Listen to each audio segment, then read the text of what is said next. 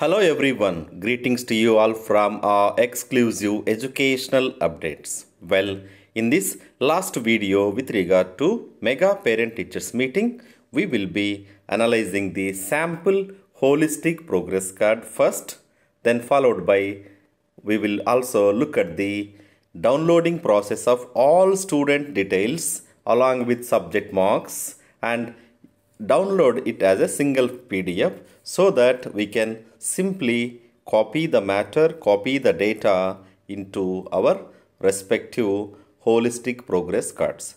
So first we'll start with the sample holistic progress card analysis. What are the different components? What are the instructions given by the government of AP in association with Department of Education and Samagra Shiksha. So HPC stands for the Holistic Progress Card, which is a comprehensive evaluation of students' academic, personal and extracurricular progress. So HPC అనేది ఒక సమగ్రమైన మూల్యాంకనం విద్యార్థి యొక్క విద్యాపరమైన, వ్యక్తిగతపరమైన మరియు సహపాఠ్యాంశాల యొక్క ప్రగతి, పురోగతి గురించి ఒక పిక్చర్ ఇవ్వడానికి ఇది హోలిస్టిక్ హెచ్పిసిగా డిఫైన్ చేయబడింది. సో ఈ సమగ్ర ప్రగతి పత్రంలో అనేది ఏమేమి ఐటమ్స్ ఉంటాయి, what are the objectives. So first will discuss the objectives, then we will go to the model filling of the HPC.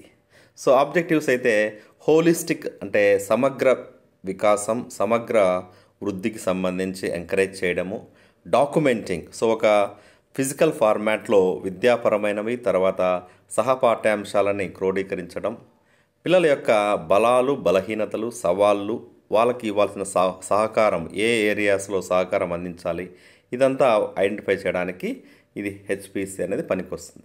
So మనకి ఇప్పుడు with regard to the analysis, so మనకి ఆన్లైన్లో అయితే ప్రీ ప్రింటెడ్ అంటే pre field data కొంచెం వరకు ఉంది. FA1, FA2, SAMP1, SAMP2 and basic profile details ఉన్నాయి. సో వీటిని మనము ఆన్లైన్లో PDF రూపంలో డౌన్లోడ్ చేసుకుంటే ఆ డేటాని యాజ్ ఇట్ ఈస్గా చూసి రాయడానికి అవకాశం ఉంటుంది. సో ఇక్కడ మనకి first basic information, name of the student, class, section, roll number, name of the school, పాఠశాల పేరు, UDISE code 11 digit UDISE code, academic year, దీన్ని మనం ఈజీగా ఫిలప్ చేయొచ్చు. తర్వాత మనకి ఇక్కడ స్టూడెంట్ ప్రొఫైల్లో ఇక్కడ admission number, full name of the student, ఇది కూడా మనకి ఆన్లైన్ హోలిస్టిక్ ప్రోగ్రెస్ కార్డులో డేటా ప్రీఫిల్ అయి ఉంది. దాన్ని యాజ్ ఇట్ ఈస్గా కాపీ చేయడానికి అవకాశం ఉంటుంది. ఇక్కడ అపార్ ఐడి జనరేట్ అయి ఉంటే అపార్ ఐడి, లేదంటే if it is not generated we can have a simply Aadhaar number. So ఇక్కడ బాడీ మాస్ ఇండెక్స్ని ఏ విధంగా క్యాల్కులేట్ చేయడానికి ఒక ఫార్ములా ఇచ్చారు. So weight in kilograms, for example 65 కేజీలు లేదా 40 కేజీలు.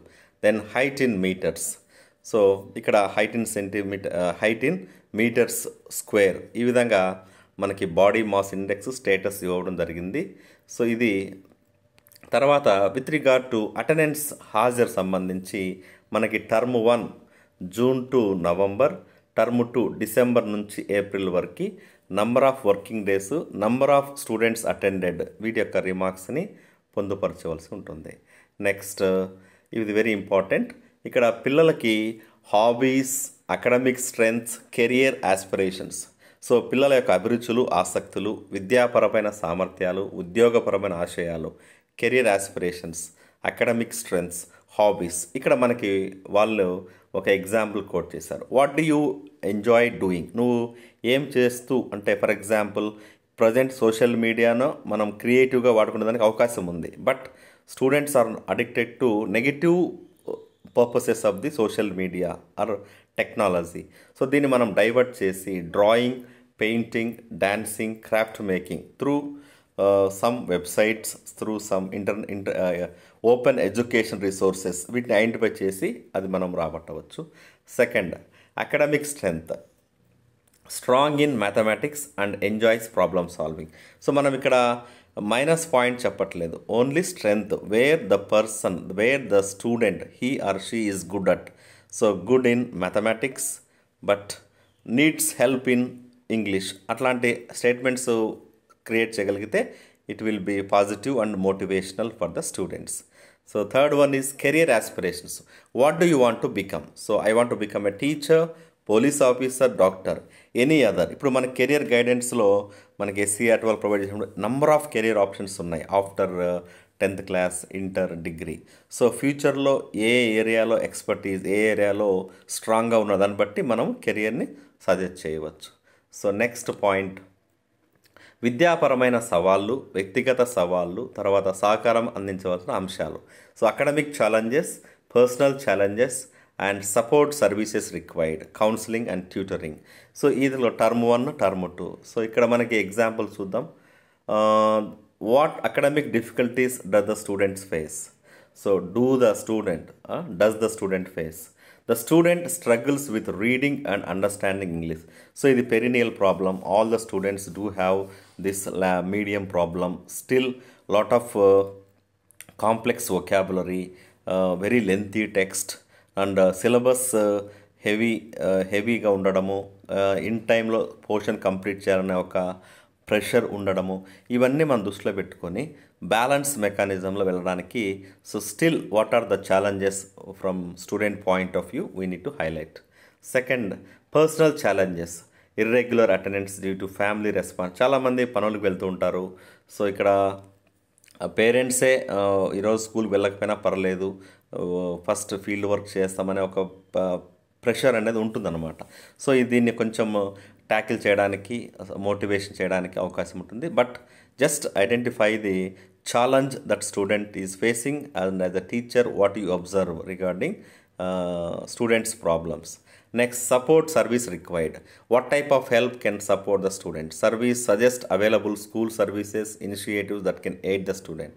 సో ఇక్కడ కౌన్సిలింగ్ చేయడము, ఎమోషనల్ వెల్ బీయింగ్ని మాట్లాడడము, ఇప్పుడు ఇంపార్టెన్స్ ఆఫ్ ఎడ్యుకేషన్ చెప్పి ఫర్దర్ వాళ్ళని ఎట్టి పరిస్థితుల్లో డీమోటివేట్ కాకోకుండా అకాడమిక్ ఆస్పెక్ట్స్ పైన ఇంట్రెస్ట్ని క్యూరియస్గా పెంపొందించడానికి అవకాశం ఉంటుంది.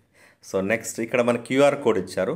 ఈ క్యూఆర్ కోడ్ స్కాన్ చేయగానే పిల్లల యొక్క అభ్యసన వైకల్యాలు, తర్వాత అభ్యసన సవాళ్ళకి ఏ విధంగా సజెస్ట్ చేయాలనేది ఎన్సీఆర్టీ వాళ్ళు, ఎస్సీఆర్టీ వాళ్ళు దీక్ష ప్లాట్ఫామ్లో ఇది ఒక కోర్సుగా ఎనేబుల్ చేయబడింది. దీన్ని మనం టీచర్గా ఉపయోగించుకోవచ్చు. నెక్స్ట్, గోల్స్ అండ్ ఆబ్జెక్టివ్స్, గమ్యాలు మరియు లక్ష్యాలు. సో ఇక్కడ టర్మ్ 1, టర్మ్ 2 డిఫర్ అవుతాయి. But when the student joins the class, what are the short term goals, then end of the academic year long term goals, then finally what are the మనం identify చేసుకుంటే గోల్స్ని action plan చేయడానికి అవకాశం ఉంటుంది. So దీనికి మన AP వాళ్ళు, government వాళ్ళు ఏం చెప్పారంటే, so what do you want to achieve the next 6 months to 1 year? ఇది రాబోయే 6 నెలల్లో 1 yearలో ఏం సాధించాలనుకుంటున్నావు? Do you want to improve mathematical skills, scientific temperament attitude, or language skills, or any sports knowledge? So ఇది ఇలా మనము కొన్ని సెంటెన్సెస్ ఫ్రేమ్ చేయవచ్చు. సో మీకు శాంపుల్గా చెప్తున్నాను. Long term goals, I want to join the army, I want to join the teaching field. So 5 to 10 years BEd చేయడము, లేకపోతే ఇంజనీరింగ్ చేయడము, బీటెక్ చేయడము, నీట్ ఆస్పిరెంట్గా. సో ఇలాంటి ఎగ్జాంపుల్స్ మనం జోడించవచ్చు. Next, action plan to achieve goals. What steps will you take? ఆ goals ఏదో సెట్ చేసుకున్నామో దానికి ఏం హెల్ప్ చేస్తావు? So buying reference materials, consulting online free material, attending extra classes అనేది మనం యాక్షన్ ప్లాన్గా చెప్పుకుంటాం. తర్వాత మనకి వెరీ ఇంపార్టెంట్ ఫార్మేటివ్ అసెస్మెంట్ 1. ఇక్కడ మనకి రెడ్యూస్ చేసినటువంటి 5, 5, 5, 35.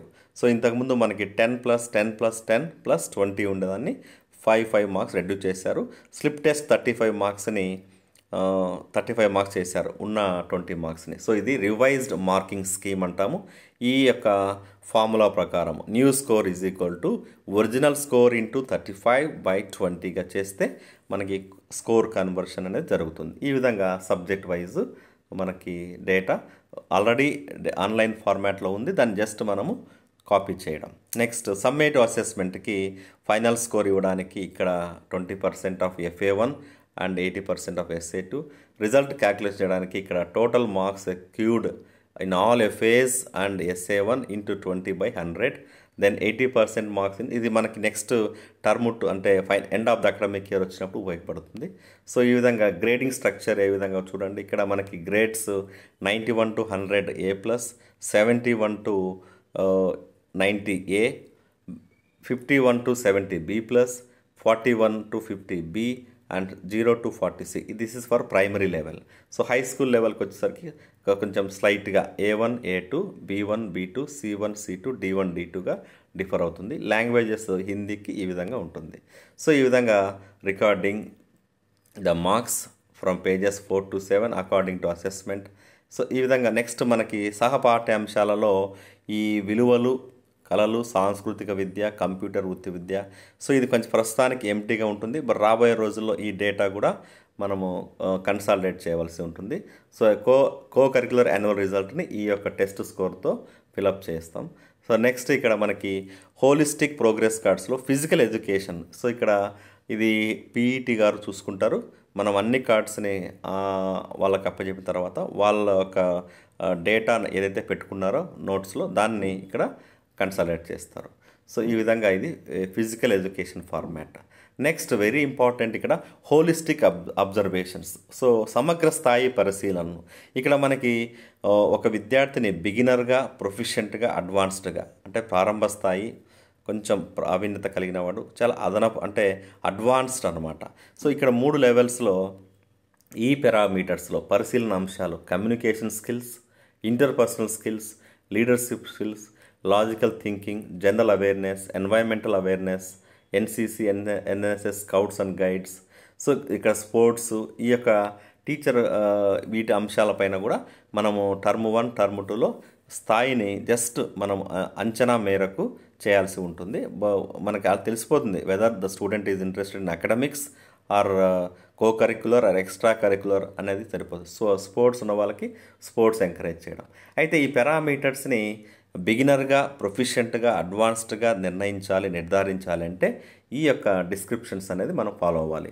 సో కమ్యూనికేషన్ స్కిల్స్ స్ట్రగుల్ అవుతూ ఉంటే, ఇంకా మాట్లాడలేక స్పష్టంగా చెప్పలేకపోతే బిగినర్, మంచి స్పష్టంగా చెప్పగలిగితే ప్రొఫిషియెంట్, ఇంకా ఏ టాపిక్ ఇచ్చినా ఏదైనా అకేజన్లో బాగా చెప్పగలిగితే అతను ఓన్గా ప్రిపేర్ అయ్యి అడ్వాన్స్డ్గా చెప్తాం. ఈ విధంగా అంతర్గత భావ వ్యక్తీకరణ నైపుణ్యాలు, నాయకత్వ లక్షణాలు, తార్కిక ఆలోచన, ఇవన్నీ ఈ స్టేట్మెంట్స్ ప్రకారము, డిస్క్రిప్షన్స్ ప్రకారము మనం జస్ట్ బిగినరా, ఇంటర్మీడియటా, ప్రొఫిషియెంటా అనేది మనము ప్రొఫిషియెంటా, అడ్వాన్స్డా అనేది డిసైడ్ చేయవలసి ఉంటుంది. సో ఈ విధంగా మనకి general awareness, environmental awareness, art form, sports. ఇక్కడ స్పోర్ట్స్ అనేసరికి పీఈటీ లేదా పీడీ వాళ్ళకి సంబంధించి ఎంగేజ్ అవుతారా లేదా, వాళ్ళంతకు వల్ల ఇన్వాల్వ్ అవుతున్నారా లేదా, ఫోర్సిబుల్గా, ఈ అంశాలని పరిశీలించడానికి అవకాశం ఉంటుంది. సో ఇది ఇంకా చివరిగా అసెస్మెంట్ వైజ్ టీచర్ రిమార్క్స్ ఇక్కడ మనము ఈ విధంగా రాయొచ్చు.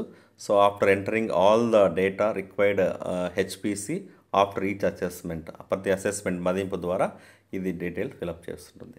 So ensures balanced evaluation of students academic, personal and extra curricular growth అనేది ఇది సపోర్ట్ చేయబడుతుంది. ఈ విధంగా హెచ్పిసిని ప్లాన్ ఆఫ్ యాక్షన్ కింద చేశారు.